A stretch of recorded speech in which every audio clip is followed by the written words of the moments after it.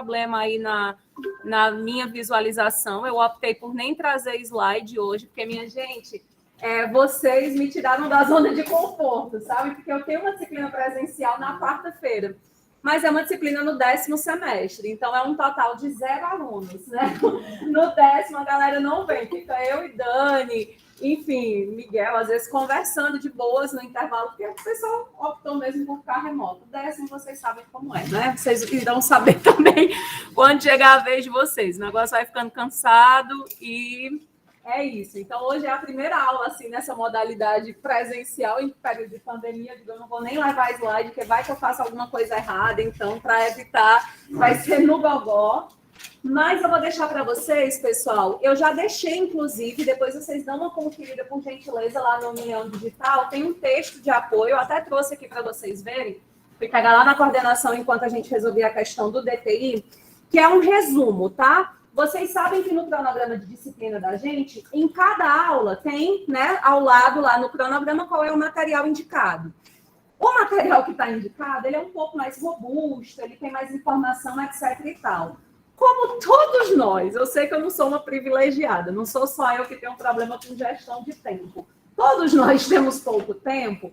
Então, se você não conseguir ler o material mais aprofundado, você pega esse resumo aqui. Ele é um artigo científico que o autor fez a caridade de dizer assim, eu vou dizer de um jeito simples, objetivo, prático e numa linguagem bem acessível, aquilo que, às vezes, está lá na doutrina de um jeito mais robusto.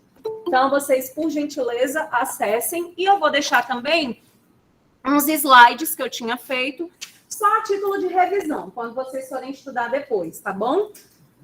Antes da gente começar, meu povo, dizer para vocês da alegria e da satisfação, assim, sem hipocrisia, de verdade, o povo é muito bom sair de casa, ainda mais quando você tem um bebê.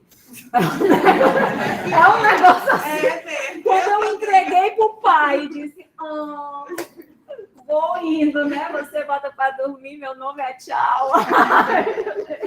Então, assim, muito bom, e é muito bom estar aqui, né? Vocês sabem que eu sou professora da casa, sou antigona aqui, e esse tempo que a gente ficou afastado, tanto que foi minha amiga aqui que disse, mulher, a sala é lá, o bloco F, eu perdida lá embaixo, sem saber mais onde era o bloco F. Trabalho aqui há quase 8 anos e não reconheço mais meu espaço. Então, é bom demais. Obrigada, viu, pelo convite, porque partiu de vocês e eu fico muito agradecida.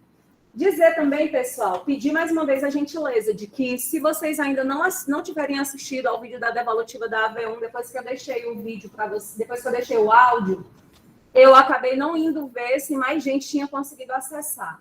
Eu vou pedir para vocês encarecidamente que vocês tentem assistir ao vídeo da devolutiva até quarta, até depois de amanhã. Por que é que eu estou pedindo isso? Porque daqui a pouco o sistema do portal ele vai fechar. E eu vou ficar com muita dificuldade para, além de acrescentar a pontuação da nossa atividade de quinta-feira, ainda ir retificar outras notas. Então, o ideal é que já esteja tudo retificadinho, tudo certinho, para eu só precisar acrescer realmente os pontos que a gente combinou da nossa atividade extra. Então, queria muito pedir essa gentileza para vocês, até porque não confiem em mim, né? Pode ser que eu tenha corrigido alguma coisa de forma equivocada e tu só vai saber se houve erro da minha parte ou não, depois que eu assistir o vídeo da devolutiva e for conferir lá, né, as respostas. Então, isso é bem importante. Vocês querem colocar alguma coisa, gente? Beleza? Pois pronto. A gente vai conversar hoje, finalmente, sobre hermenêutica jurídica, né? A nossa aula, até o momento, a nossa disciplina, até o momento, ela estava trabalhando com hermenêutica. Hermenêutica enquanto conhecimento técnico, filosófico, que você poderia estar estudando em qualquer outra área. Podia ser no mestrado em semiótica, podia ser na graduação em letras, podia ser num curso sobre linguagem oratória. Por quê? Porque a hermenêutica que a gente estava estudando aqui, ela ainda não era a hermenêutica jurídica, era só para que a gente tivesse justamente essa concepção de que não foi o direito que inventou, mas é algo que o direito se utiliza para que a gente tenha capacidade de aprimorar a nossa técnica, a nossa capacidade interpretativa. Então, hoje é nossa primeira aula de hermenêutica jurídica. Ou seja, o que é hermenêutica jurídica? o mesmo conceito que a gente usou lá de forma genérica, agora a gente vai trazer para dentro do campo jurídico. Como que você conceituaria? Como que a gente vai chamar a hermenêutica jurídica?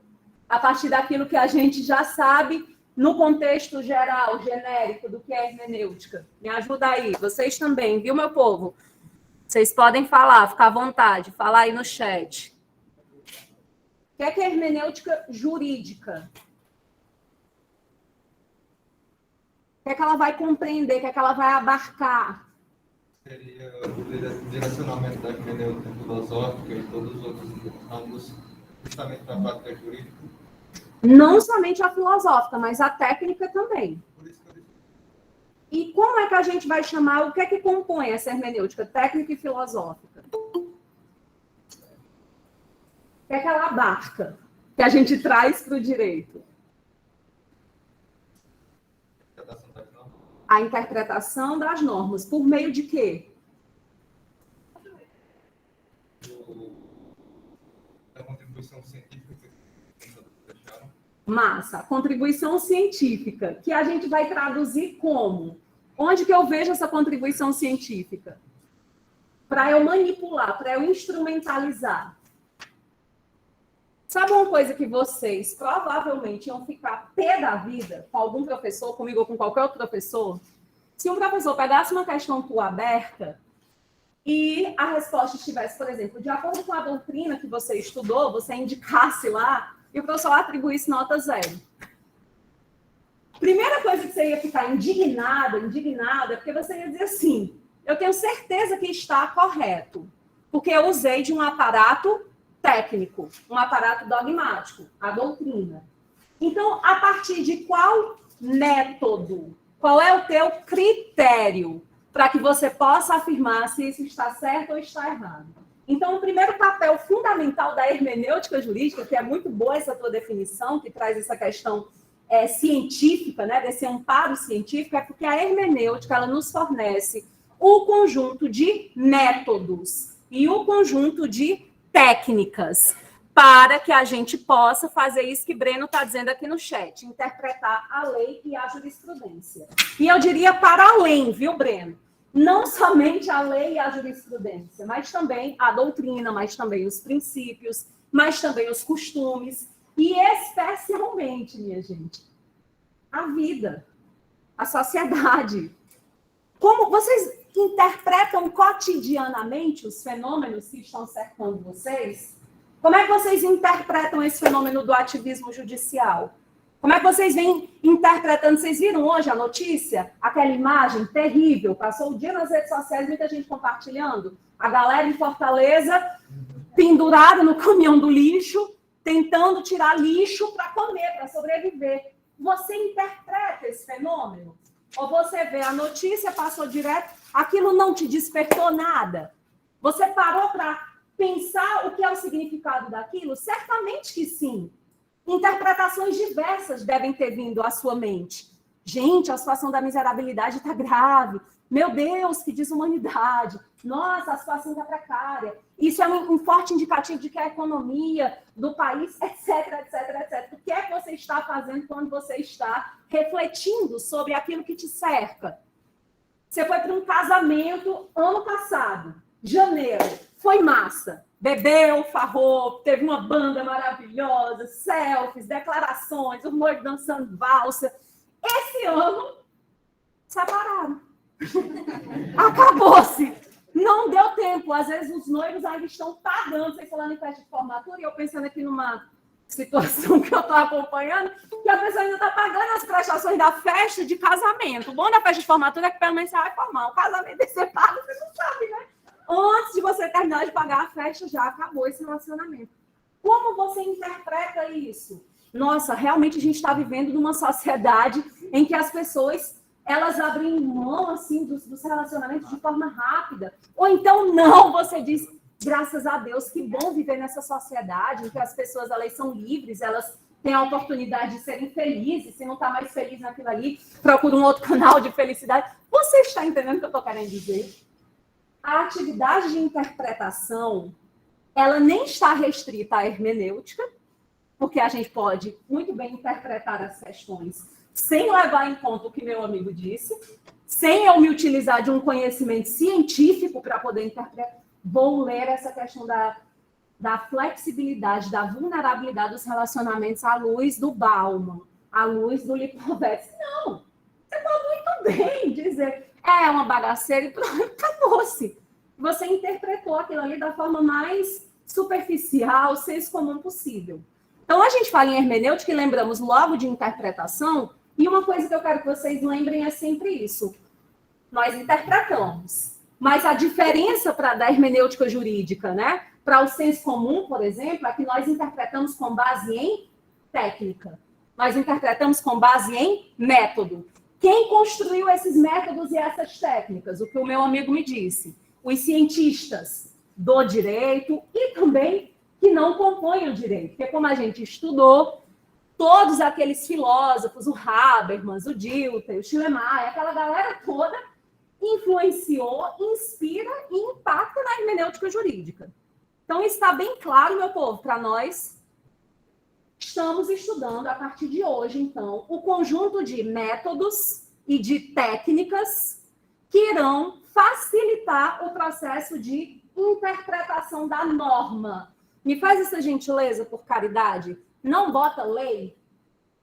Diga que você está trabalhando o processo de interpretação da norma. Por quê? Porque a gente já saiu do século XIX, a gente já está aí no século XXI, e a compreensão do direito de norma não é reduzida à lei.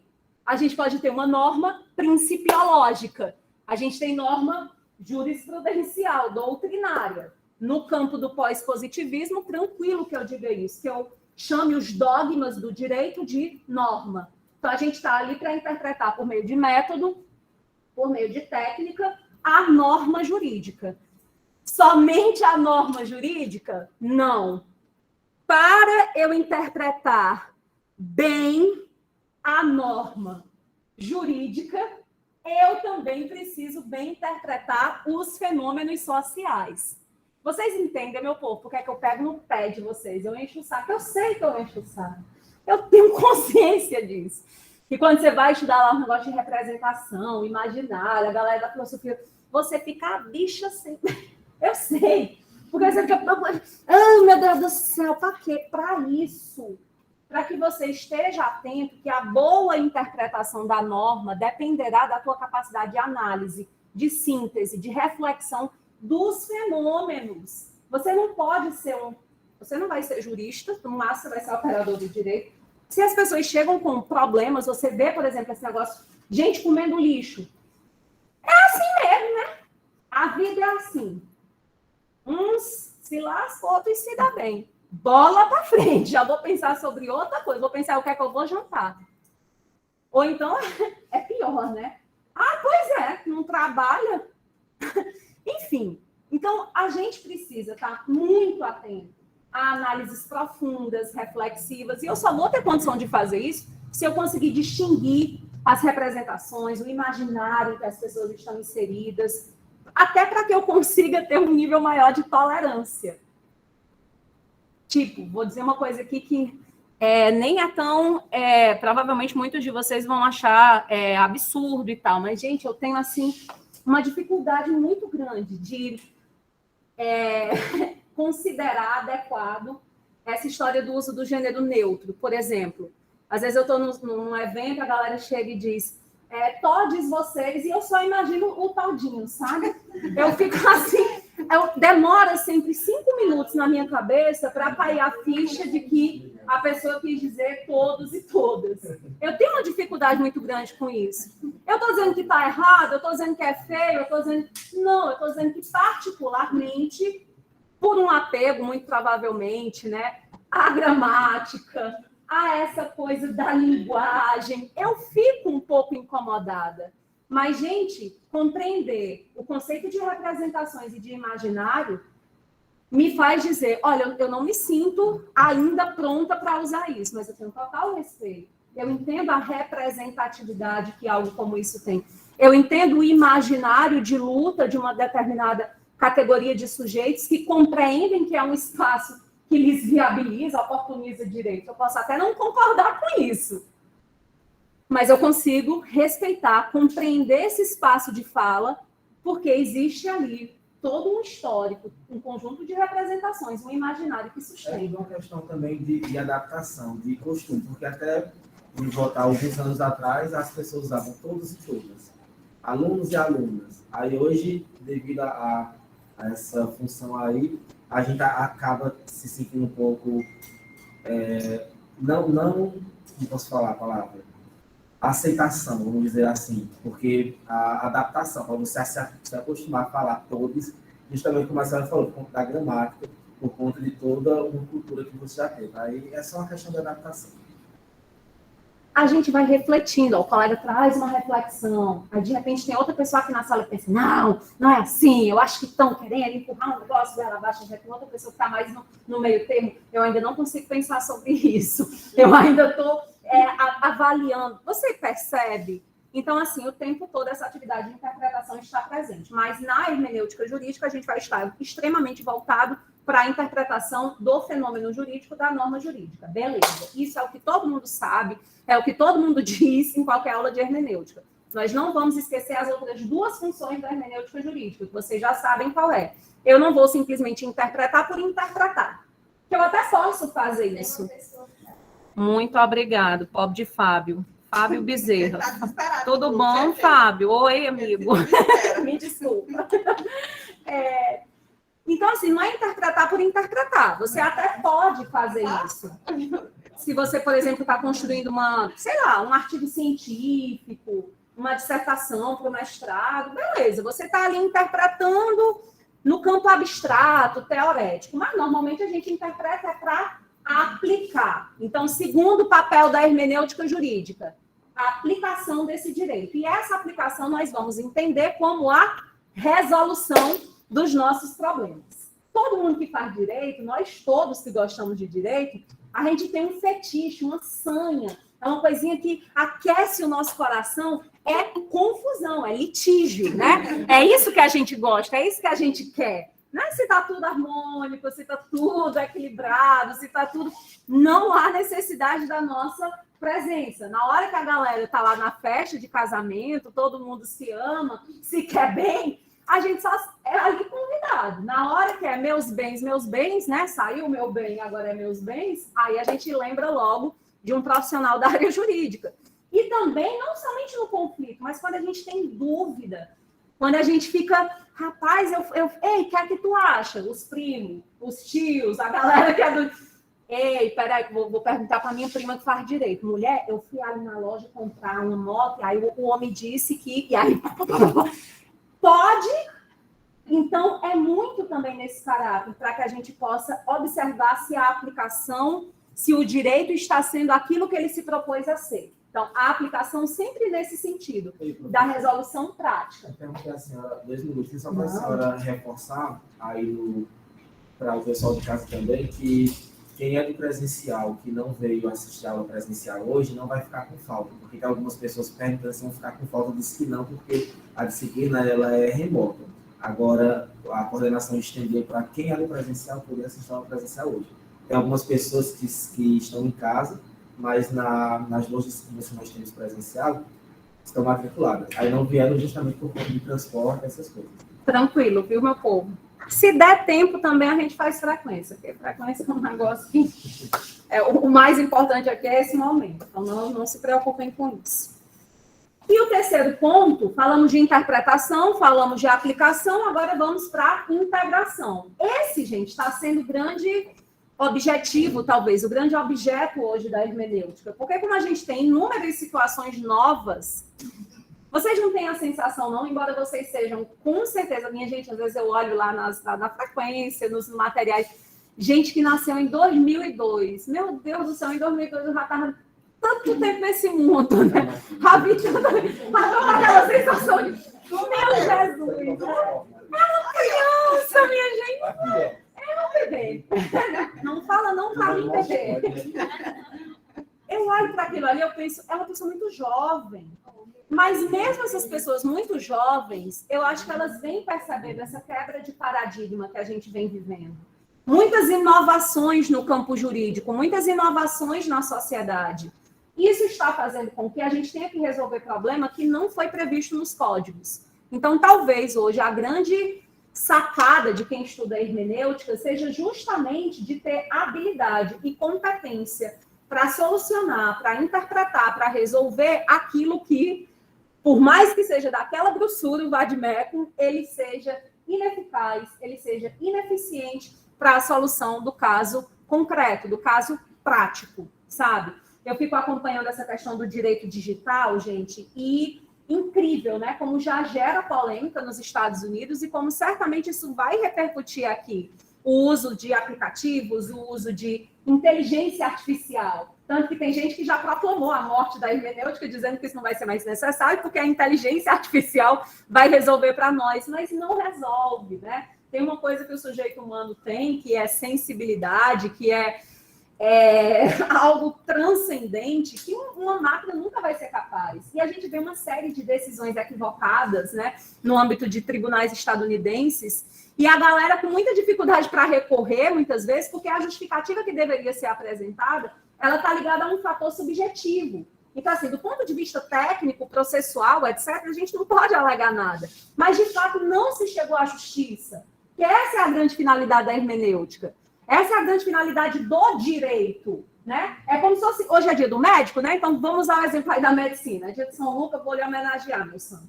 Você pega lá a medicina. Qual é o grande objetivo da medicina? Promover saúde. Eu uso de alguns instrumentos para promover saúde. Exames, remédios, né? Drogas fitoterápicas ou não, químicas, enfim. Isso são os instrumentos. É a mesma coisa com o direito. O que é que o direito quer? Promover justiça, equidade, harmonia social. Então, os métodos que a hermenêutica utilizar, a técnica que a hermenêutica utilizar, deve ter o mesmo fim. Tanto é que em uma das nossas aulas aqui, quando a gente vai mais para o final do semestre, nós vamos falar sobre hermenêutica e o princípio da dignidade da pessoa humana. Porque muita gente diz assim, né? É o pretinho básico, né? Você usou a dignidade da pessoa humana, você se deu bem. De fato, de fato. Só que nem sempre essa argumentação vai ser convincente, porque foi tão utilizado que caiu no comum. E isso é péssimo, porque perde, inclusive, respaldo. Às vezes, numa situação em que realmente a gente precisaria promover essa dignidade, a gente deixa de trazer o convencimento, porque as pessoas, o princípio em si vem caindo em descrédito, pela forma equivocada, muitas vezes, em que é utilizado. Pois não. Não, era alguém que sumiu. Professora. Pois não. A senhora falando aí, ela estava fazendo algumas anotações, também estava pensando aqui. No nosso primeiro conteúdo, que a gente está falando sobre os filósofos, eu acho interessante porque, às vezes, eu dando alguma lida, alguma coisa, vendo alguma notícia, e eu imaginando, tendo aquela interpretação propriamente dita da norma e pensando nos filósofos, qual era o que se aplicaria no caso concreto daquele. Ou seja, aquela decisão foi baseada na teoria de quem? Então, acaba frisando, de certa forma, na mente da pessoa, e como a senhora disse, tem toda essa parte de interpretação, aplicação e integração. Nossa, gente, não é puxando sardinha para minha brasa, não. Mas é porque, é tipo assim, é o cara que vai estudar medicina, vamos homenagear São Lucas a aula toda, vai estudar medicina, mas ele acha que não é relevante, por exemplo, a disciplina de farmacologia, ou, meu filho, pelo amor de Deus, ou ele acha que esse trabalho de aprender a pontear, a suturar, isso é coisa para técnico. Meu filho, você não sabe fazer o básico? Você vai virar o cirurgião Grey's Anatomy? Não vai.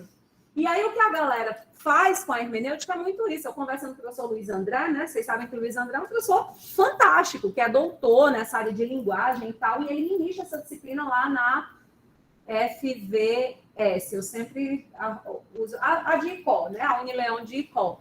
E ele falando, né? O desinteresse que muitas vezes a galera tem com essa disciplina de hermenêutica, que acha que não é importante. Então, eu dizendo, Luiz André, como é que pode? E esses meninos estão achando que no trabalho deles, advogando, no Ministério Público, na Defensoria, em que gota de raio for, eles não vão estar todos os dias fazendo a mesma coisa, interpretar, aplicar e integrar o direito. Então, sim, estaremos. Uma disciplina como essa, gente, ela tinha que ter no mínimo 60 horas, 80 horas, 120 horas.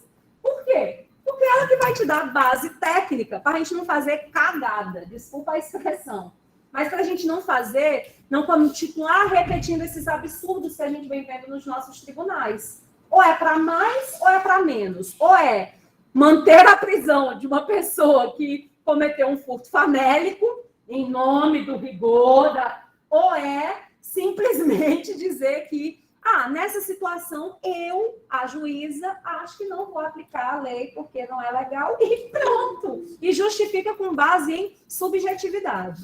Então, assim, são os extremos. É o 8, é o 80. Né? Então, a disciplina de hermenêutica está para tentar minimizar isso. Oi? Teve alguma coisa que eu perdi? Eu ia comentar também, que a gente estava comentando, nessa semana que a gente veio fazer as provas aqui na faculdade, justamente isso que a senhora falou agora. A disciplina de hermenêutica era para ter mais uma outra carga horária, um outro dia, justamente por conta disso, porque acaba, quer queira, quer não, sobrecarrega. Porque em 2 aulas a gente vê muita coisa, aí depois só uma semana, novamente, na semana seguinte, aí acaba ficando um pouco confuso. Se fossem 2 aulas, 4 aulas, por exemplo, por semana, seria bem melhor. Só que a senhora disse, que o professor Luiz André disse que algumas pessoas dizem, hermenêutica, isso e assim. Mas eu penso, será que também a própria gestão não pensa dessa forma? Por que eles só colocam 2 aulas de hermenêutica? Pronto, minha gente, isso é um negócio fundamental, porque não é um problema unileão. Vocês levantam a mão para o céu, igual a música, né? Joguem suas mãos para o céu, pronto. Vocês são um grupo seleto, privilegiado, eu digo isso nos outros espaços que eu ocupo também, né? Como eu estou lá na UFCA, na UFC, enfim. É um grupo seleto. Minha gente, essas disciplinas técnicas dogmáticas, esses custos de R$99 a mensalidade, você não tem dúvida, não. O que é que tem? Direito civil, direito penal, direito processual, é o que tem que ter. O resto é o resto. Quantas matrizes curriculares não tem hermenêutica como disciplina optativa? Todos os advogados do escritório que eu trabalho, nenhum pagou. Exato. Não sabe nem o que é. Eu nunca paguei hermenêutica jurídica na graduação. Você sabe quando é que eu vim estudar hermenêutica? No mestrado, na especialização da... Professora, na concorrente não tem. Tem um amigo meu de Várzea que faz na concorrente e ele estava vendo a grade, comparando comigo, ele vai me dar aqui para ler o próximo semestre. Não tem hermenêutica e tem outras também que a gente tem que não tem. E é um problema, gente, que não é assim, aí também, as outras faculdades são todas ruins, só a Unileão que é boa. Não, meu povo, porque a gente está com esse mesmo problema aqui agora. Eu faço parte do NDE, né, do Núcleo Docente Estruturando o Curso, e a gente tá doido, porque o MEC fez a gentileza, o favor de acrescentar mais disciplinas ao curso de Direito. Vocês sabem que as novas turmas, ingressantes agora de 2022 para frente, tem que pagar Direito Financeiro, tem que pagar Direito Digital. Massa, coisa boa, mas o curso tem que continuar durante 5 anos. A conta não fecha. A gente chegou ao debate, né, de que, gente, será que a gente transforma... Quando eu comecei a dar aula na Leão, por exemplo, a da filosofia geral e filosofia do direito. Vocês já fazem parte de uma geração em que é filosofia geral e do direito, num bolo só. E a gente já estava discutindo se não seria o caso, para caber essas 2 disciplinas, de não somar filosofia e sociologia no conteúdo só. E, às vezes, a gente é pressionado a isso. Graças a Deus, não vai acontecer. A gente quebrou a cabeça e conseguimos encaixar dentro dessa matriz. Mas... é um problema de cunho realmente educacional, muito maior, né, do que a gente poderia tratar aqui. A advogada lá do escritório, ela é formada aqui, inclusive ela foi tua aluna, Bruno Bezerra, não sei se tu lembra dela. E ela disse que no último semestre eles pagaram 12 disciplinas. Pois é. E não era a cadeira dela perdida, foi a grade que fez... Era a matriz, antigamente. 12 disciplinas no último. Ela quase ficou louca. É tanto que a alternativa que ela escolheu foi a de pequeno, porque ela de pequeno não reprovava ninguém. Aí ela botou ela para ver se conseguia dar conta de disciplina que tinha. Ou seja, né, o problema é muito mais embaixo. Mas tudo isso que a gente colocou aqui, gente, né, é só para ilustrar que a gente está lidando com essa complexidade. Beleza, tá tudo tranquilo e favorável, todo mundo está partindo da mesma compreensão. A partir do dia 18 de outubro, finalmente a gente começou a trabalhar com hermenêutica jurídica, e hermenêutica jurídica é um conhecimento científico, olha só que bacana. Ao mesmo tempo ele é científico, porque como o colega disse, a gente precisou ter teóricos pesquisando, investigando, se debruçando em estudos para que a gente pudesse ter a elaboração desses métodos. Então, é um conhecimento científico. Ele é um conhecimento técnico, porque digamos que você, aí é a escolha que cada um vai fazer. Eu não tenho aptidão, vocação, tendência, gosto, prazer, tesão, o nome que você quiser dar. por essa parte mais acadêmica, científica do direito. Então, eu conheço esses métodos e eu dou a eles a aplicação técnica, a aplicação prática. Tá lá o caso, eu não vou ser uma pessoa que vai interpretar de forma superficial, eu vou usar de técnica, mas eu vou usar a técnica que já está consagrada, que está lá, beleza, pronto, joia, massa, excelente. Então, você está dando, né, enfatizando esse caráter técnico. E ela também tem caráter filosófico. E aí, o caráter filosófico, acho que não precisa a gente se debruçar tanto, porque as nossas últimas aulas foi justamente para que a gente demonstrasse, né, esse viés filosófico. Então, eu vou partir do pressuposto que está bem claro para todo mundo. Inclusive, desenvolvem-se esses conhecimentos no âmbito filosófico e eles impactam, por exemplo, digamos que alguém aqui vai seguir carreira acadêmica e lá no mestrado, no doutorado, você vai se apropriar de uma teoria filosófica que não é jurídica, mas o seu trabalho de pesquisa vai ser justamente pensar em como articular esse conhecimento filosófico para o direito, e isso vai ser transformado em um método e depois as pessoas vão usar. Então, tranquilo também. Então, beleza. Estamos lidando com um conhecimento técnico, científico e filosófico que serve a quê? A uma melhor compreensão do direito, a uma melhor compreensão das normas jurídicas. Vai facilitar o processo de sistematização da nossa ciência. Beleza?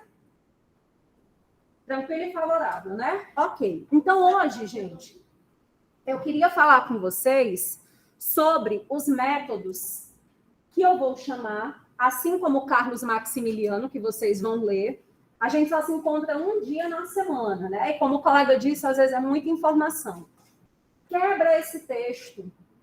Uma coisa que eu venho aprendendo, porque eu tinha muito problema com procrastinação daquilo que eu não gosto de fazer. E aí, normalmente, essas coisas que eu procrastino, elas viram um monstro, né? Não sei se acontece contigo também. Era para ter sido uma coisa, tanto que quando a gente faz, a gente diz, oh, meu Deus do céu, eu juro, eu prometo, nunca mais eu adio. E na hora que você tem que fazer, você acaba fazendo sob pressão, você fica mais cansado, etc. E aí, uma coisa que eu venho aprendendo para tentar diminuir esse meu problema é dividir essa coisa chata e cansativa em pedaços. Se te custa, se é chato, e você fica assim, eu vou estudar penal, que eu acho massa, eu vou estudar civil, que eu acho massa, e aí as coisas chatas depois, chega a véspera da prova, aí eu fico doido. Aí eu desisto de vez. Ah, uma prova é pesquisada mesmo também, acabou que nunca leu. Então, divide o texto em partes, lê cada dia um pedacinho. Esse texto aqui ele vai ter mais ou menos uns 5 tópicos, se não me engano. Se propõe ao longo da semana, a ler cada dia que seja um tópico, tá bom? Para que na aula da semana que vem vocês já possam me dizer quais foram as dúvidas.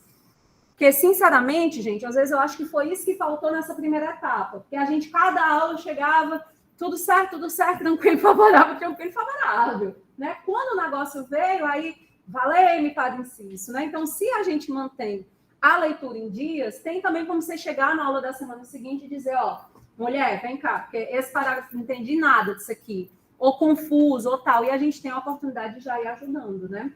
Porque... Mas a atividade já foi um belo espelho do que a prova ia ser. É tanto que na correção da atividade, não sei se a senhora lembra, eu até disse, eu só consegui fazer um, as outras duas só deu saco. foi você. As outras duas deu saco qual era a resposta, mas ali já foi um treinamento, pelo menos eu vi como assim. E a gente vai fazer do mesmo jeito para Parcel 2 e AV2, mas depois a gente fala de prova, né? Porque chega que quebra o clima, você vem ali, é igual aquela pessoa, eu tenho ódio quando acontece isso, né? Você está ali no momento. Sexta-feira é meu dia de dizer assim, sextou. Então, toda sexta, nem que seja para tomar, assim, 2 dedos de uma taça de vinho, mas eu tenho que fazer isso. Aí eu chamo o digníssimo, né? Eu digo, meu filho, olha, hoje é o dia de a gente sentar, tomar o vinho, não sei o quê. A pessoa senta para dizer, ei, tu já pagou, não sei o quê. A fatura do cartão, vai te lascando. A pessoa tem ali que interpreta esse momento, interprete corretamente. A fatura do cartão não é o momento de ser discutido, né? É outro momento. Por isso que eu digo que interpretação é toda hora. Não precisa nem ter um método certo para isso, é só usar o bom senso. Beleza. Então, se a gente, não vou falar em prova agora para não quebrar o clima, mas se a gente manter esse hábito de leitura semanal, eu acho que tem mais chance de dar certo.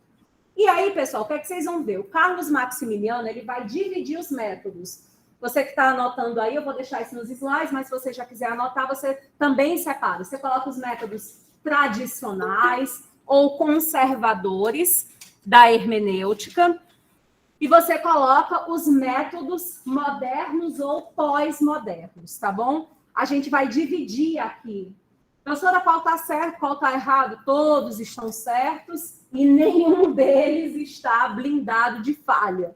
Então, por mais que você se esforce aí para tentar minimizar, né, algum dano, alguma interpretação equivocada, isso não é possível. A gente sempre vai poder ter, né, uma visão enviesada do processo.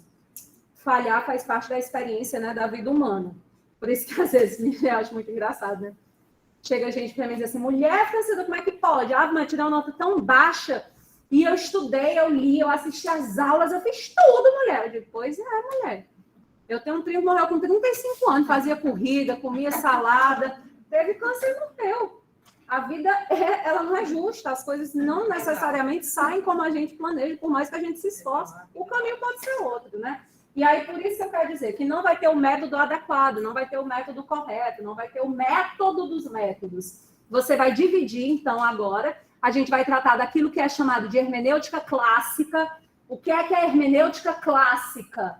Ou conservadora, ou tradicional? É o conjunto de métodos e de técnicas interpretativas, conjunto, né, desses métodos, dessas técnicas interpretativas, que estarão diretamente ligadas ao paradigma positivista, a uma visão positivista do direito.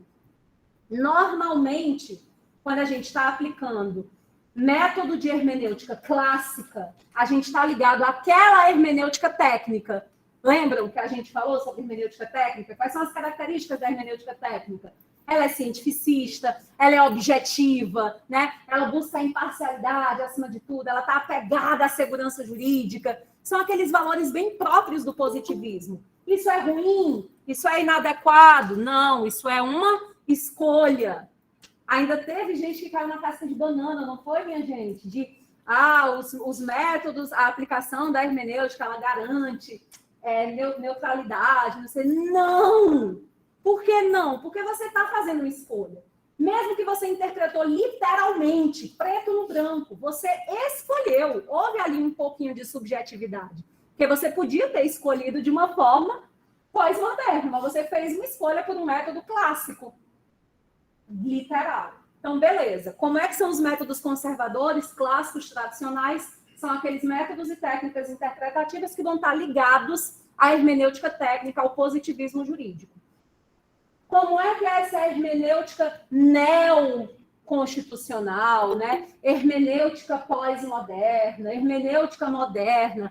É justamente aquela que vai estar mais atrelada, mais próxima, mais ligada à hermenêutica filosófica.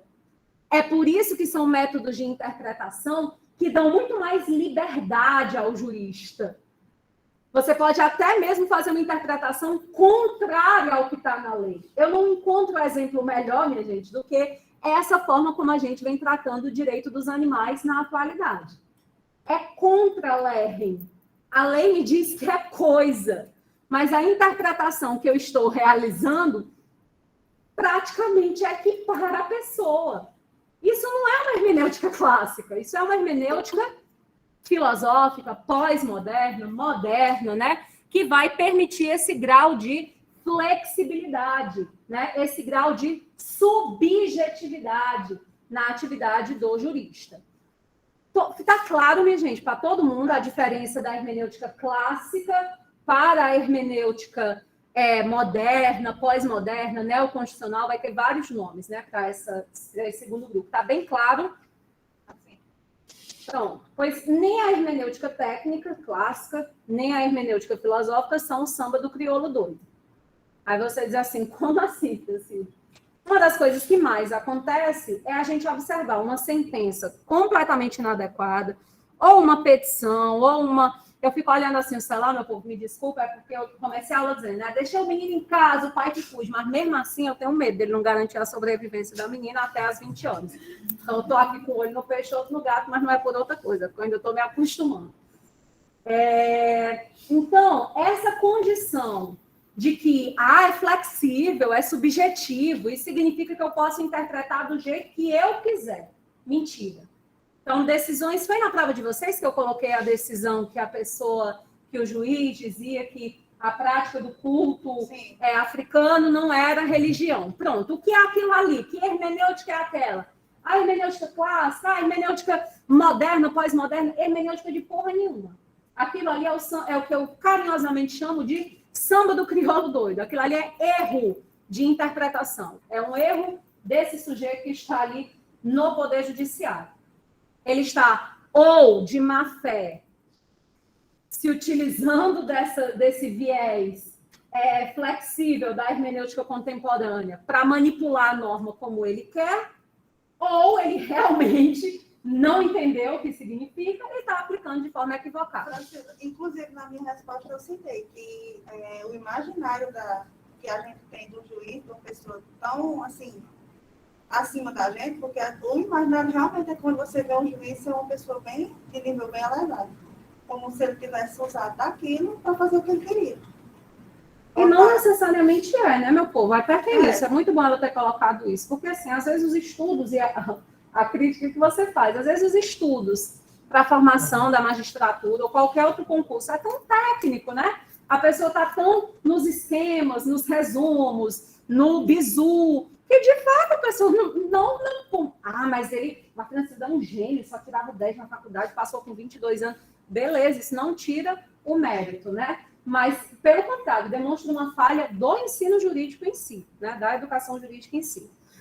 Tranquilo, meu povo? Então, isso vai estar na sua AV2. Você não tenha nenhuma sombra de dúvida, de um jeito ou de outro. Eu vou colocar lá para vocês e eu vou trazer isso para a sala de aula para a gente treinar antes, como a gente fez na AV1. Eu vou colocar uma decisão judicial e você vai avaliar se aquilo ali, a sua resposta tanto pode ser sim, está amparada na hermenêutica, é a hermenêutica clássica, a gente observa que está sendo usado tal método, ou você vai dizer sim, está amparado na hermenêutica, é uma hermenêutica filosófica, neoconstitucional, está ligada a tal método, ou você vai dizer não, é uma decisão válida, né? Há um erro na aplicação, porque não tem amparo nem na hermenêutica técnica e tampouco tem na hermenêutica filosófica. Isso é algo assim que é imprescindível. Por que é imprescindível, meu povo? Porque se você é advogado, se você é advogada, isso vai decidir se você vai precisar recorrer dessa decisão, e se ela é válida. O que é que significa que está de acordo com a hermenêutica? Que a interpretação realizada ela foi a correta. Significa que a decisão é válida. Não está a meu favor, não está a favor do meu cliente, eu vou recorrer. Agora, se isso é uma decisão que não tem amparo hermenêutico, eu não vou recorrer, eu vou buscar a anulação, ela tem que ser anulada. E isso, você qual é a diferença? Quer que eu ganhe? Meu filho, você ganha, você não quer ir no cartucho. Né? Você ainda pode ganhar isso em primeira instância. Isso é economia também de custas processuais. Vocês sabem, né? Que a Justiça do Ceará é a mais cara do nosso país. Está entre as mais caras do nosso país. Então, a gente economizar em custas para o cliente é algo importante, né? Algo também do ponto de vista de economicidade. Então, não só de tempo, mas também de valor financeiro. Então, essa é a grande importância da gente saber isso. Às vezes eu vejo casos, né, de que o advogado recorreu, quando, na verdade, ele tinha que ter, né, buscado a anulação. Aquilo ali não tem base hermenêutica de gota nenhuma. Então, isso é bem importante. Tranquilo? Beleza? Vamos aos métodos que compõem essa hermenêutica clássica. Gente, eu queria que vocês lembrassem agora um pouquinho das aulas de literatura. Você vai dizer assim, só piora, né? Essa mulher, ela só vai realmente... Vamos, puxa aí que você lembra. Lembra que quando vocês estudaram literatura, tinham várias escolas, né? Parnasianos, românticos, realistas. É assim que eu quero que você pense a hermenêutica. Então, a hermenêutica clássica, ou seja, o que é a hermenêutica clássica? É uma escola. Todos os métodos que estão dentro da hermenêutica clássica, eles têm as mesmas características, parecidas. Embora sejam métodos diferentes, embora a gente tenha abordagens diferentes, mas a gente está partindo do mesmo pressuposto. Quais são as características dos métodos da hermenêutica clássica? todos eles estão profundamente apegados à ideia de segurança jurídica. Todos eles estão bastante apegados à ideia de objetividade. Todos eles estão ligados à ideia de imparcialidade. Então, mesmo sendo diferentes, eles têm essas características em comum. Por isso que meu filho e minha filha não erram na outra questão da AV2. Eu já estou botando a prova todinha aqui hoje, né? Que é para garantir que vai dar tudo certo. Vai ter uma outra questão lá, que vai ter mais uma decisão judicial, vai ficar bem claro qual foi o método que o juiz utilizou. E o teu papel vai ser observar se isso está ligado, esse método é de hermenêutica clássica ou filosófica. E você consegue saber disso, sem precisar ficar decorando, sem precisar ficar dentro de casa. Por método da hermenêutica técnica, segundo Carlos Maximiliano. Literal ou gramatical, sistemático, teleológico. Aí leva um tropicão, passou um ano, não sei mais nenhum. Então, para que você compreenda, você vai lembrar disso. Se você observa que o método levou em consideração a segurança jurídica, a objetividade, a imparcialidade, é método de hermenêutica clássica. Se você observa que é o contrário, mas é marcado pela subjetividade, pela flexibilidade, pela busca de equidade, justiça no caso concreto, mesmo que isso gere ali um abalo na segurança jurídica. Então, esse método não é de hermenêutica clássica, é de hermenêutica contemporânea, neoconstitucional, filosófica, o nome que você gostar e se apegar mais a dar. Eu digo que você gostar porque os hermeneutas, eles cada um, né, vem criando nomenclaturas para isso, até porque é algo muito contemporâneo. Beleza, meu povo? Esses métodos clássicos, eu tenho certeza absoluta que vocês estudaram com a professora Josiane, lá na disciplina de Introdução ao Estudo do Direito. Eu acho que tem um momento dentro da disciplina de Introdução ao Estudo do Direito que a professora Josiane fala sobre hermenêutica e diz, né, que é esse conjunto de técnicas, de métodos para interpretar, aplicar e integrar. E aí ela fala sobre alguns métodos, são esses os clássicos. Primeiro deles, que todos nós utilizamos, é o método literal ou gramatical, né? Posso interpretar utilizando somente o método literal gramatical? Pode sim. Provavelmente você não vai conseguir atingir o nível de complexidade da questão se for uma coisa muito complexa. Mas se é um caso de nível de complexidade menor, eu nunca digo simples, eu nunca digo fácil, uma coisa que a disciplina de hermenêutica tem que deixar para a gente para a vida. São duas considerações importantíssimas. Primeiro, que não existe causa fácil. Primeiro que a gente tem que lembrar... Minha gente, você quer saber se o advogado é bom ou não? Advogado é bom ou não? Leve seu caso e veja se a pessoa vai dizer que é causa ganha, que é facinho, que vai dar certo. Desconfie desse profissional, dessa profissional. Eu tive um professor promotor que eu nunca esqueço a piada, ele sempre dizia isso, olha, minha gente, de boca de menino e cabeça de juiz pode sair qualquer coisa. E é verdade. Então, quem diria que um furto famélico de um miojo, enfim, geraria, a decisão seria... Não, a gente pensaria que é a jurisprudência, o Tribunal Superior, que está na doutrina, que está na própria lei, mas não foi. Não existe causa fácil, causa ganha. Por que não existe causa ganha? Porque por mais habilidoso que eu seja, isso é uma coisa que você dizer para o seu cliente, principalmente vocês que vão atuar na área criminal, porque os clientes, vocês... como eu posso dizer? Os clientes, eles precisam perceber, né, que não é uma atividade de fim, a advocacia não é atividade de fim, é atividade de meio. Você vai ter todo o cuidado, zelo, para trazer todos os meios possíveis para a vitória. Mas você não pode garantir isso. A hermenêutica te ajuda nisso, né? Então, vou usar de todos os métodos, de toda a compreensão, etc., mas não tem a causa fácil. Por quê? Porque vai depender sempre da atividade interpretativa, que não é minha, é de um outro sujeito, ao qual eu não posso exercer domínio. A não ser que eu esteja diante de um juiz corrupto, que eu vou pagar por essa sentença, mas aí é outra coisa, não é hermenêutica, não é nada, é o fim da picada. Tá bom? E a segunda coisa que você tem que lembrar, a partir do conhecimento de hermenêutica, né? A primeira é essa, que não tem causa ganha, não tem causa fácil. A segunda é que o método de interpretação, sozinho, ele normalmente não resolve a questão. Então, você olhou lá a decisão judicial, há um momento em que você percebe o impacto do método literal, gramatical, sistemático. Quanto mais complexa a causa, tanto mais métodos serão utilizados. Então, não tem isso de foi apenas um método, ou quantos métodos o juiz pode utilizar, o advogado pode utilizar, quantos ele julgar que serão necessários. O que é o método gramatical literal? É um método que considera o inclare cessate interpretatio. É por isso que ele hoje é considerado o menos atual, né? Ele é considerado o menos útil. Significa que ele não é mais válido? Não! Todos os métodos estão em situação de validade. Mas significa que ele é o que tem menos crédito, digamos assim, na academia, porque esse brocardo já caiu por terra. A gente não acredita mais que existem coisas perfeitamente claras, as quais nós não vamos precisar interpretar. Essa questão de gênero, para mim, é tudo.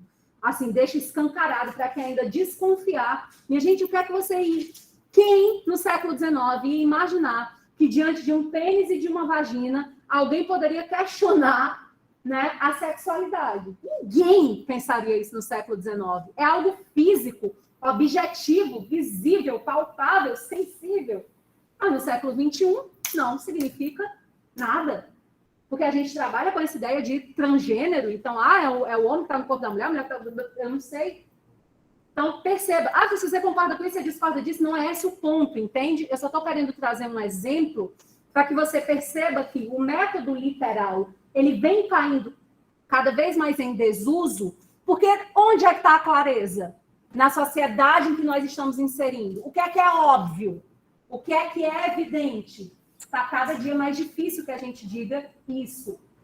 Beleza. Qual é a herança desse método gramatical literal? É o Código Napoleônico. Isso é bem importante para que a gente não ache assim, porque tem gente que vê assim.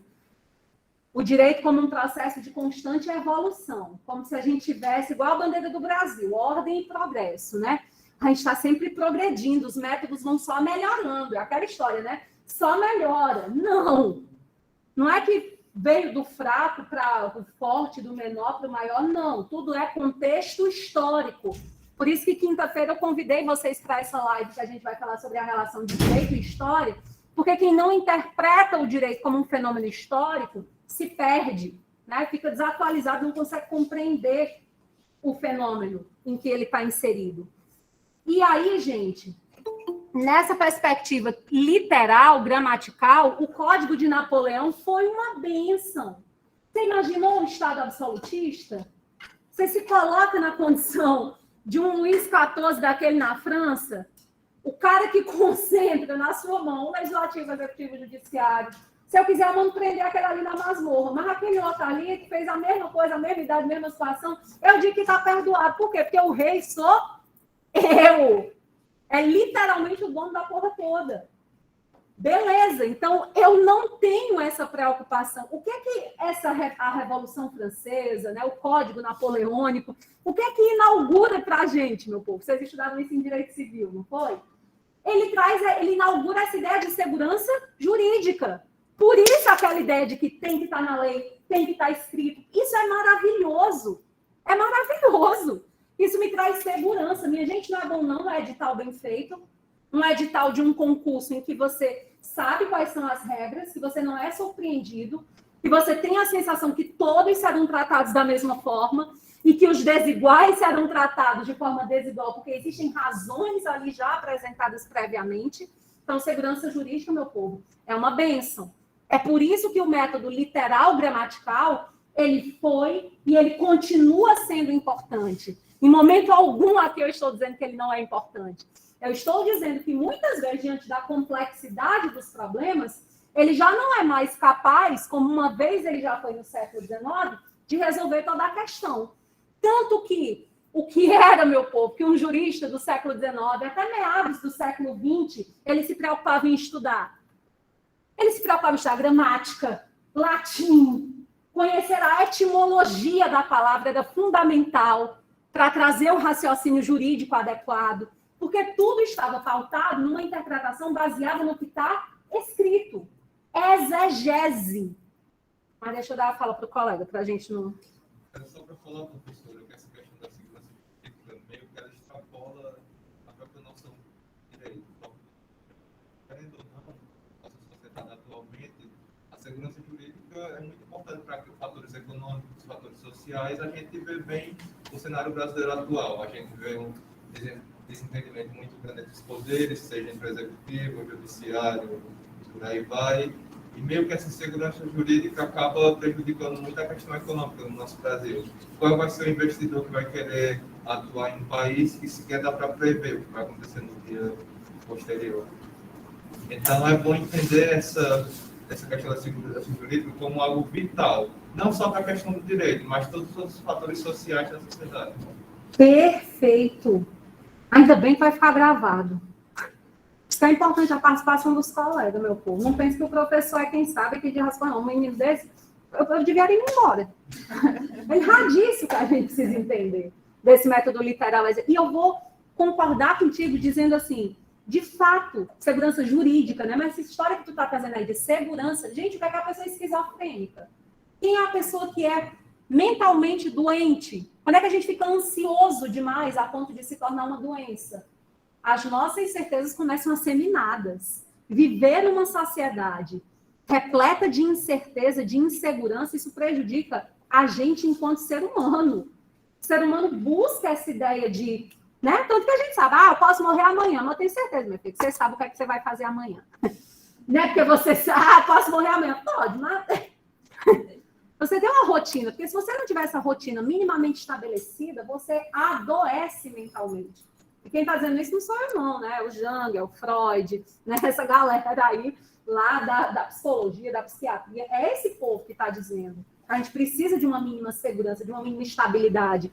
Porque aqui relações, né? Relacionamentos amorosos, que as pessoas adoecem, etc. e tal, muitas vezes estão ligadas aqui à ideia de instabilidade, né? A pessoa que tem instabilidade de humor, você convive ali com a pessoa, uma hora tá alegre, outra tá triste, você começa a ficar ansioso, você adoece. Concordo com você demais. Segurança, a gente está dizendo aqui que é um valor importantíssimo para o direito, mas você tem toda a razão. Para além disso, né? Para a vida em sociedade, para a vida com a gente mesmo, transcendental. A senhora falou aí adoecer, né? Pegando conflito. A gente fica agora num período que a gente bem recente, né? No início da pandemia. O tanto de pessoas que não tinham uma rotina, que terminaram adoecendo por falta de uma segurança, né? Do amanhã. Com certeza. Iria acontecer. Foi gatilho para muita doença mental, sabe, gente? Eu não sei se vocês têm contato, amizade, alguma coisa assim, ou gostam de ler a respeito, ou tem idosos na família, né, com geriatra. Gente, foi gatilho para os idosos, assim, desenvolverem inúmeros problemas de demência, né? Eu considero demais, assim, o Alzheimer da minha mãe tem 82 anos, mas era uma mulher ativa, dessas que eu sou dona do meu nariz, ninguém mais filho não manda de mim. E saía, e fazia, acontecia.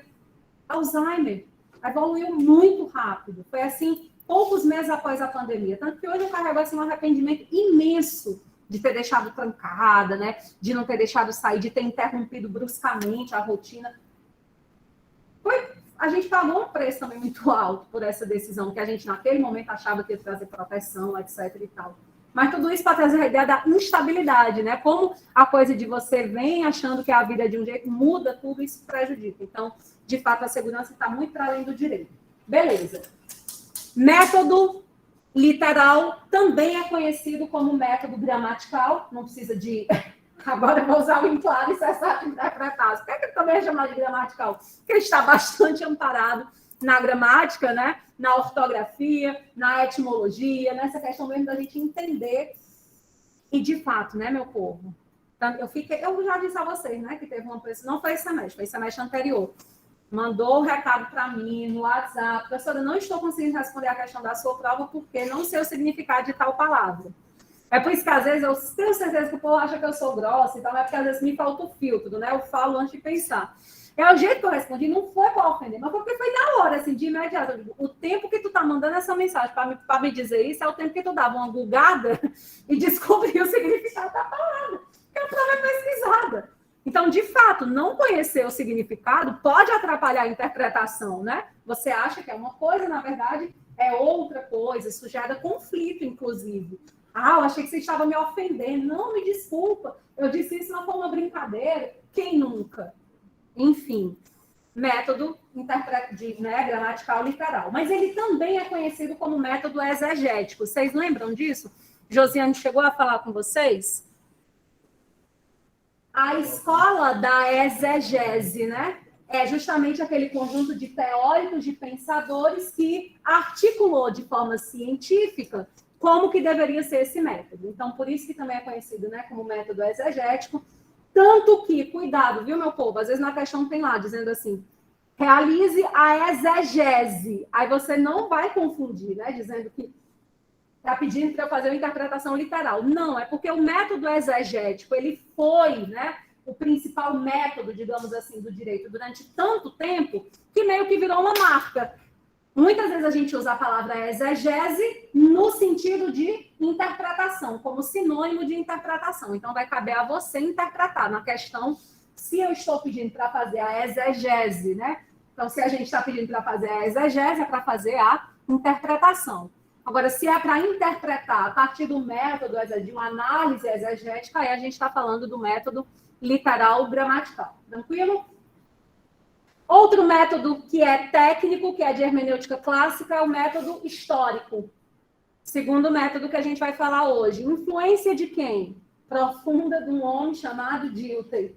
Porque o direito não é neutro, porque o direito ele é profundamente influenciado, impactado, né, pelos outros ramos do conhecimento científico, assim como também impacta. O que é o método histórico? É o método que continua dizendo para você, olha o que está escrito, presta atenção ao que está na lei, olha lá para a segurança jurídica. Porém, você pode observar também o histórico em que essa norma ela foi produzida, o momento, o passado, para que você faça uma melhor interpretação. Então, claro que desde que não se fira a segurança jurídica, não se retire a objetividade, mas você já pode trazer essa perspectiva historicizada, exatamente como o Dilthey levantou. Outro método de interpretação sociológico. A gente vai ter uma super influência também do Weber, né, nesse aí. Vamos levar em consideração o quê? É o que está escrito, é a literalidade, é essa busca por segurança. Mas isso não me impede de perceber quais foram os influxos sociais, me basear aí nas teorias sociológicas para melhor compreender a situação exposta. Meu povo, você pode estar pensando que isso aqui é coisa para juiz, e você pensando assim, eu não quero ser juiz, eu não quero ser juíza, mas lembre, para quem vai advogar, conhecer cada um desses métodos é fundamental, porque você não sabe qual é a causa que vai bater lá na sua porta. E aí, talvez, vai ser por meio de uma análise sociológica que você vai conseguir garantir a aderência, né, à tua tese, aquilo que você está levantando. Então, é como se você tivesse, minha gente, igual o médico, né? Como se você tivesse ali uma série de drogas à sua disposição para você prescrever para o seu paciente. Mesma coisa ao jurista com esses métodos. Você tem ali todo esse instrumental e você vai ver o diagnóstico dessa questão para poder utilizar o instrumento que vai ser o mais adequado, que você pensa, né, para poder solucionar o caso. Deixa eu dar um exemplo prático a vocês, aproveitando que hoje é dia do médico. Eu tenho uma prima médica numa cidade pequenininha do interior de um estado que eu prefiro não mencionar. Teve um desentendimento político com o pessoal da prefeitura e no noticiário de meio-dia, você imagina uma cidade de 6 mil habitantes, o noticiário de meio-dia na rádio? Aqui em Nós, que é uma cidade bastante populosa, o Jornal da Rádio Meio-Dia de determinadas estações tem um profundo impacto, muita gente ouve, você imagina uma cidade de 6 mil habitantes. Aí você vai ter um programa estilo, eu não sei nem dizer qual, um barra pesada da vida. A médica, doutora fulana, eu digo o nome dela mesmo, e os cachorros gritando atrás e bota aquele som de patrulha de todo mundo. Ela é isso, ela é aquilo outro, ela não atende bem, ela é uma safada. Meio-dia na rádio. Beleza. pessoa tem acesso a isso, procura. Aí resolveu, né? Ela está ligada ao programa Mais Médicos e ela está tentando a transferência para aqui, para uma cidade de outro estado. Consultando uma advogada, recebe a seguinte orientação. Vamos resolver primeiro essa sua questão da transferência aí do Mais Médicos. Depois a gente vê essa história da rádio. Eu fico tão chocada, porque eu tenho certeza que uma pessoa que não está fazendo direito hoje, não é estudante de direito, ela consegue reconhecer, por uma coisa chamada bom senso, que tem alguma coisa equivocada nessa orientação. Mas, pasme, né? Foi uma orientação recebida.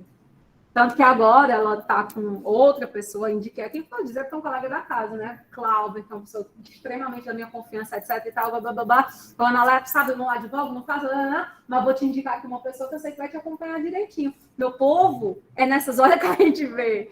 O povo diz, está saturado. Está saturado de quê?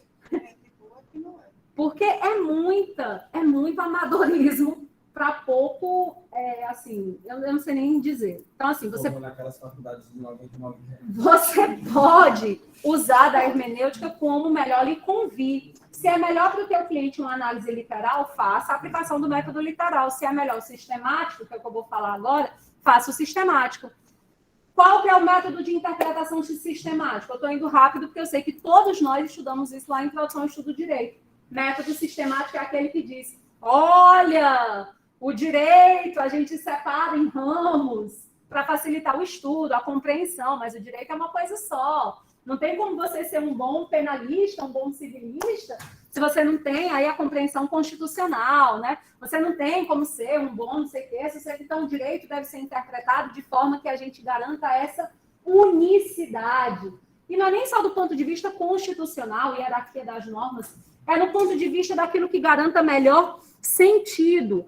Foi aquilo que o STF não fez quando avaliou a ADIM, por exemplo, que tratou do Código Florestal. Né? Eu tenho ranço, eu tenho raiva disso. Eu sempre uso esse exemplo, que eu não superei, que aquela história não superei. É um negócio que me dá vontade de ouvir Marília Mendonça. É você ter um artigo 225 na Constituição Federal dizendo que o meio ambiente ele é um direito fundamental, ele é essencial para a qualidade de vida, ele tem que ser preservado pelo poder público, pela coletividade, para as atuais, para as futuras gerações, e vi um código, ou seja, hierarquia inferior à norma constitucional, me dizer que, não, se você cometeu crimes ambientais até o dia 22 de julho de 2008, está para lá. A gente não vai mais aplicar sanção, penalidade, é daqui para frente.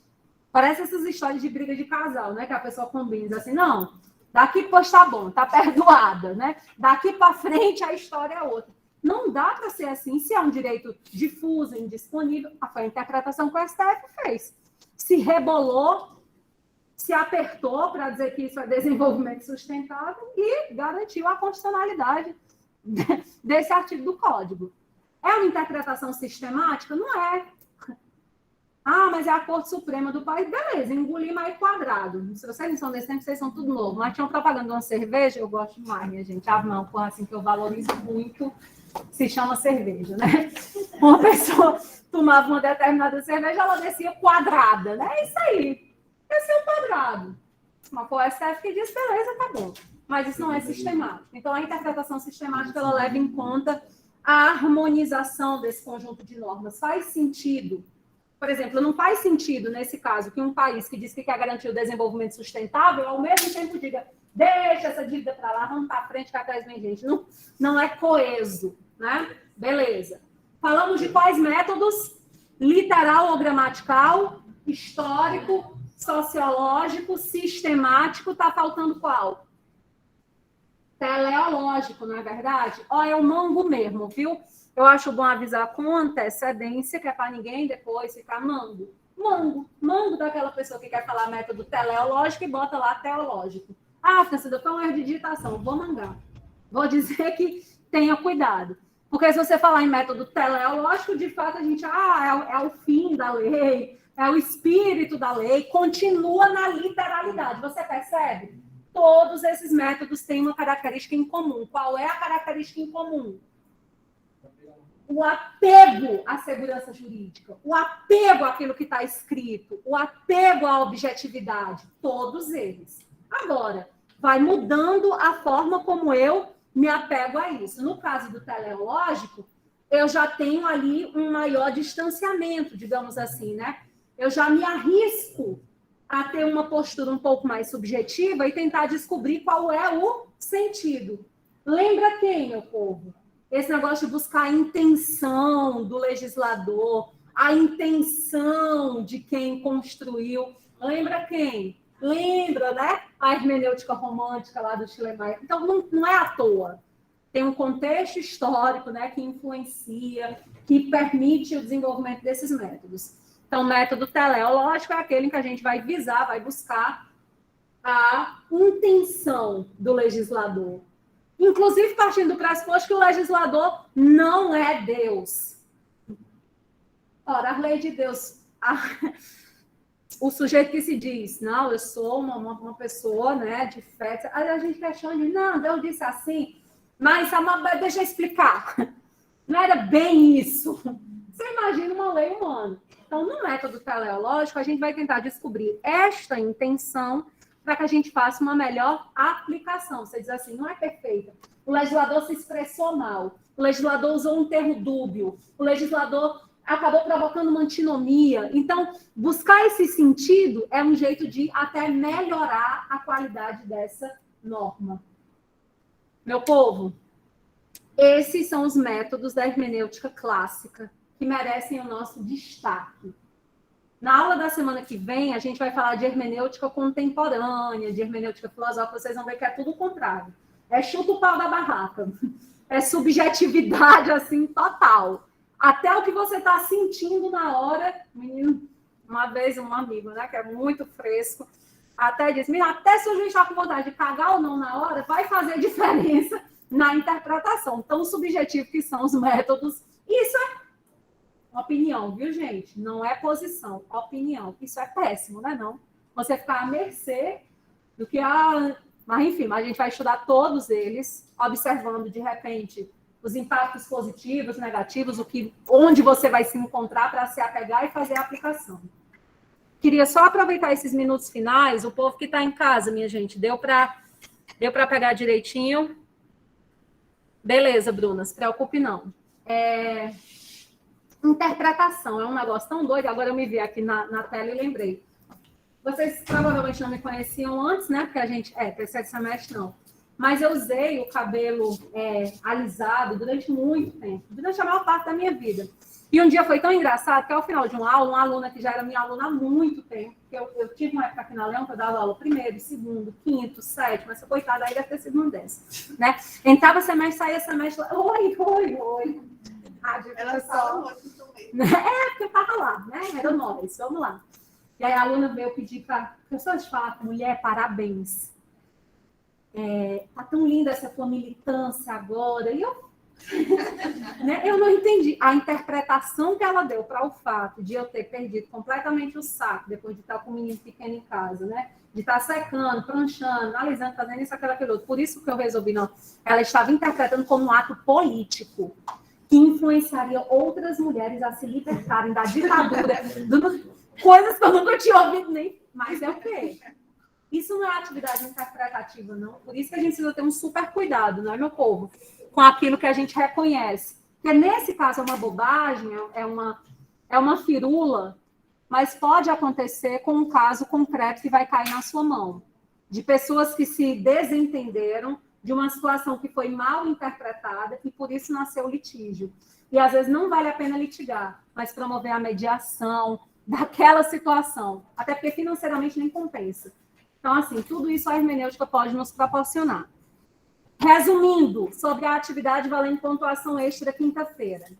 Quinta-feira, gente, vocês não precisam fazer inscrição, né? O que vocês precisam é estar atentos às 18h20. Amanhã eu vou começar a divulgar os flyers, né? aprendi esse nome agora. Vocês sabiam, minha gente, que esses cartazinhos virtuais, a flyer, meu Deus do céu, o mundo está muito chique. Enfim, a partir de amanhã eu vou começar a divulgar oficialmente, vou botar lá no grupo de vocês. A partir das 18h20, quinta-feira, vocês devem estar online no Instagram, no YouTube, para acompanhar a transmissão da live. E assinar a frequência.